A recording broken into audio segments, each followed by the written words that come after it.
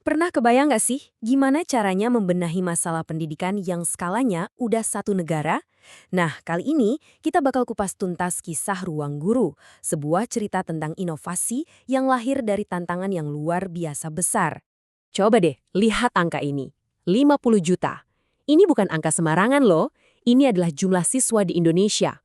Banyak banget kan?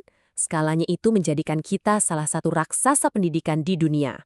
Tapi, di balik angka yang masif ini, ada sebuah paradoks yang bikin kita mikir. Jadi, di satu sisi, kita ini raksasa, sistem pendidikan terbesar keempat di dunia. Keren kan? Tapi, coba kita lihat sisi lainnya. Menurut PISA, yang jadi patokan kualitas pendidikan global, kita ada di peringkat kedua dari bawah. Jauh banget ya. Nah, kesenjangan inilah yang jadi awal dari semua cerita ini. Krisis ini tuh bukan cuma angka di atas kertas ya. Ini adalah kenyataan pahit yang dihadapi puluhan juta anak bangsa. Yuk kita lihat seberapa dalam sebenarnya masalah ini. Oke, siap-siap ya, karena angka ini benar-benar bikin kaget. Sebuah studi dari Harvard menemukan kalau seorang siswa di Jakarta aja, ibu kota negara loh, butuh waktu 128 tahun untuk bisa menyamai kemampuan siswa di negara maju. 128 tahun, bisa bayangin nggak? Jadi, kalau masalahnya udah segede ini, mulainya dari mana coba? Rasanya mustahil banget kan? Pertanyaan ini bisa bikin siapa aja jadi pesimis. Tapi, bagi dua orang ini bukan jalan buntu. Ini justru sebuah panggilan. Nah, disinilah kita kenalan sama Belva Devara dan Iman Usman. Buat mereka berdua, krisis pendidikan ini bukan cuma sekumpulan data atau statistik. Ini tuh masalah personal banget. Coba kita lihat pencapaian mereka. Belva punya gelar ganda dari Harvard dan Stanford. Iman lulusan terbaik dari Columbia. Jelas ya, mereka ini termasuk talenta-talenta terbaik yang kita punya. Tapi jangan salah, cerita mereka tuh nggak dimulai dari privilege. Di balik semua gelar keren itu, ada fakta ini. Iman adalah orang pertama di keluarganya yang bisa sampai kuliah dan dapat gelar sarjana. Jadi buat dia, pendidikan itu bukan cuma teori, tapi perjuangan nyata yang dia alami sendiri. Dan untuk Belva, motivasinya datang dari kenangan yang sangat mendalam ini. Melihat pengorbanan ibunya yang luar biasa demi pendidikan anak-anaknya. Dengan latar belakang seperti ini, jadi jelas ya, buat mereka ini bukan cuma soal bisnis. Ini adalah sebuah misi pribadi.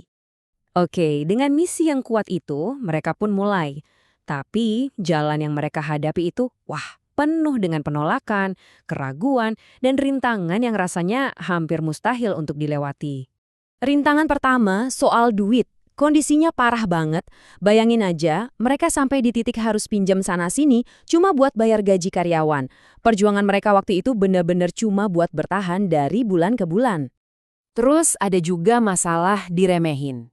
Ini ceritanya Iman udah terbang jauh-jauh, nunggu berjam-jam buat ketemu seorang pejabat penting. Pas ketemu, hal pertama yang ditanyain malah, bos kamu mana? Cuma karena mereka masih muda, mereka nggak dianggap serius.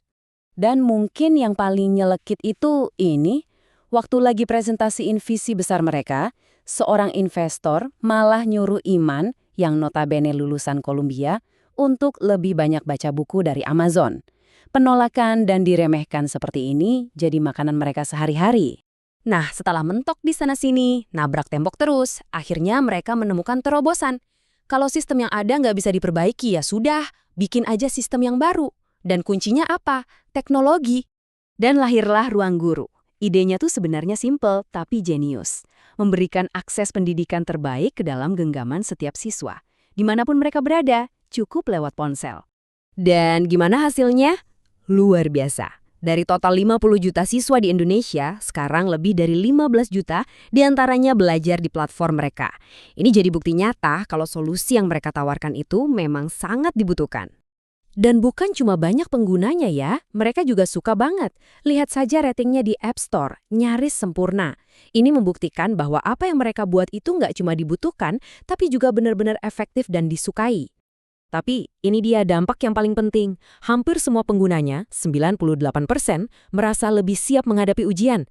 Jadi ini bukan lagi cuma soal akses belajar, tapi soal memberikan rasa percaya diri kepada jutaan siswa. Akhirnya pengakuan pun datang dari level tertinggi. Mulai dari Istana Presiden, ratusan pemerintah daerah, sampai raksasa teknologi sekelas Google.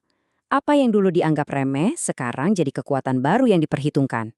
Tapi, buat mereka, semua pencapaian ini bukanlah garis finish. Sama sekali bukan. Ini justru baru permulaan dari sebuah misi yang jauh lebih besar.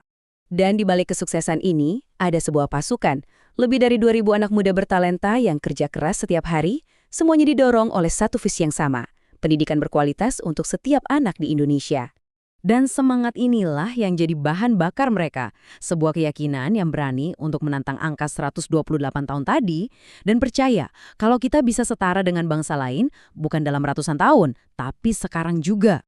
Kisah Ruang Guru ini jelas memberikan harapan. Mereka membuktikan kalau perubahan besar itu mungkin terjadi. Tapi, ini juga menyisakan satu pertanyaan besar buat kita semua.